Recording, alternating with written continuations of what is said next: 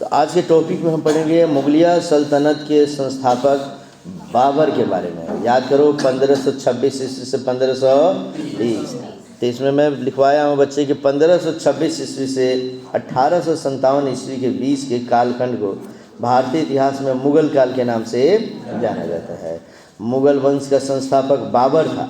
बाबर ने मुगल वंश की स्थापना के साथ ही पादशाही की स्थापना की, जिसके तहत शासक को बादशाह कहा जाता था। मैंने समझ लो 1526 ईस्वी घटना है बच्चे, जब दिल्ली में सल्तनत काल काबिज था और सल्तनत काल का सबसे अंतिम वंश लोदी वंश का अंतिम शासक था इब्राहिम लोदी। उसी इब्राहिम लोदी के खिलाफ 1526 ईस्वी में बाबर ने पानीपत में आकर युद्ध किया, जिसे पानीपत का प्रथम युद्ध के नाम से जानते हैं।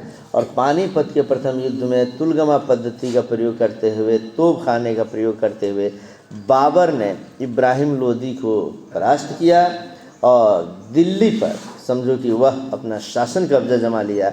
और उसी समय से 1526 ईस्वी से लेकर 1857 ईस्वी तक, माने जब तक हम गुलाम नहीं हो गए बच्चे, उस समय तक भारत पे शासन रहा किसका? मुगलों का। इसीलिए 1526 से 1857 के काल को किस काल के नाम से जानते हैं? मुगल काल। मुगल काल में एक और दो नहीं, कुल मिलाकर लगभग 27 शासक हुए बच्चे, जिसमें अति महत्वपूर्ण में शुरुआत के जो भी इसमें से 5-6 होंगे बच्चे। जैसे सबसे पहले होगा बाबर का वंशज होगा हुमायूं। चलो बोलते जाओ, हुमायूं का वंशज अकबर, और अकबर का वंशज जहांगीर, जहांगीर का वंशज शाहजहां, और शाहजहां का वंशज औरंगजेब। यहाँ तक शुरुआती दौर में जो होंगे उनके मुख्य तौर पर पढ़ लेना है। और लास्ट में उसके अंतिम शासक में आएगा बहादुर शाह जफर द्वितीय। ये अति महत्वपूर्ण है, जिनको पढ़ना ही है तुम लोगों को बच्चे। बाकी बीच में निकम्मे किस्म के शासक आएंगे जो धीरे धीरे मुगलिया सल्तनत को रसातल में लेकर चले जाएंगे। तो उस खानदान को, मुगलिया सल्तनत की स्थापना करने वाला व्यक्ति कौन? बाबर। बाबर ने भारत में मुगल वंश की स्थापना किया तो एक पद धारण किया, जिसे क्या बोलते हैं? पद पादशाही। और उसी समय से इस शासक को, जिसको पद पादशाही मिल जाता था, उसको बादशाह बोल दिया गया बच्चे। तो राजा को समझ लो कई नामों से सुशोभित किया गया। अब पहले राजा को सम्राट कहा जाता था, महाराज कहा जाता था, महाराजा धीराज कहा जाता था, चक्रवर्ती सम्राट कहा जाता था। लेकिन बाबर जब आया तो बाहरी भाषा माने अरबिक भाषा का भी प्रयोग करवाया, फारसी भाषा का प्रयोग करवाया, और उसने नए नए शब्द की उत्पत्ति की। दिल्ली सल्तनत काल में राजा को सुल्तान कहा जाता था, लेकिन ये आया तो एक नया शब्द जोड़ दिया, बादशाह। शाहरुख खान का बादशाह नहीं बच्चे। चलो आगे पढ़ते हैं हम लोग कि मुगल वंश के संस्थापक बाबर का जन्म 22 फरवरी 1483 ईस्वी को फरगना, जो काबुल, अफगानिस्तान की राजधानी कहाँ है बच्चे? काबुल। वहाँ पे मैंने उसका जन्म हुआ था बच्चे। बाबर के पिता उमर शेख मिर्ज़ा फरगना नामक छोटे राज्य के शासक थे। तो बाबर के पिता का नाम क्या था? उमर शेख मिर्ज़ा।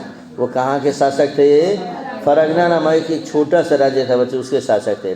बाबर फरगना की गद्दी पर 8 जून 1494 ईस्वी में बैठा। बाबर ने 1507 ईस्वी में बादशाह की उपाधि धारण की, जिसे अब तक किसी तैमूर शासक ने धारण नहीं की थी। चूँकि ये तैमूर का वंशज है बच्चे, याद रख लेना। ये बाप के तरफ से तैमूर का वंशज, अब माता के तरफ से मंगोलिया का रहने वाला महान खतरनाक चंगेज खान का वंशज है। मैं पहले बाबर में पढ़ाया था तुम लोग को, याद है ना? अब दोनों खतरनाक जो भी वहाँ के माने जो जनजातियाँ है, उससे निकला हुआ है ये बाबर। ये भी खतरनाक ही होगा बच्चे। तो कहता है इसमें से कि बाबर के 4 पुत्र थे। अब आगे पढ़ेंगे कि बाबर के कितने पुत्र थे बच्चे? हुमायूं, कमरान, अस्करी तथा हिंदाल। और ये चारों पुत्रों में समझेंगे हमने बच्चे कि बाबर ने भारत पर 5 बार आक्रमण किया। 1 बार 2 बार नहीं किया था, 5 बार। और 5 बार आक्रमण करने के बाद से पानीपत की प्रथम लड़ाई 1526 ईस्वी में बाबर और इब्राहिम लोदी के बीच हुई। जिसमें बाबर विजयी हुआ। फिर विजयी होने के बाद से 1527 ईस्वी में उसने खानवा का युद्ध के बाद गाजी की उपाधि धारण की। ये सभी क्वेश्चन पूछता है कि गाजी की उपाधि बाबर ने कब धारण किया? खानवा के युद्ध 1527 में। अब बाबर की मृत्यु उसके बाद से 1528 में भी युद्ध करता है, 1529 में युद्ध करता है, 30 में युद्ध करता है। ये सभी कौन कौन से युद्ध करता है बाबर के पिछले डिटेल में मैंने तुम्हें पढ़ा दिया बच्चे। अंततोगत्वा अब बाबर की मृत्यु 48 वर्ष की अवस्था में 1530 को आगरा में हो गई। और थोड़ा इसी के साथ मैं बता दूं बच्चे, कहते हैं कि 1530 ईस्वी में बाबर की तबीयत खराब होने लगी। बाबर की तबीयत काफ़ी खराब, बाबर ठीक था बच्चे, बाबर के बेटा जो था हुमायूं, उसकी तबीयत काफ़ी एकदम सीरियस हो गया बच्चे, एकदम मरने के कगार पे चला गया था।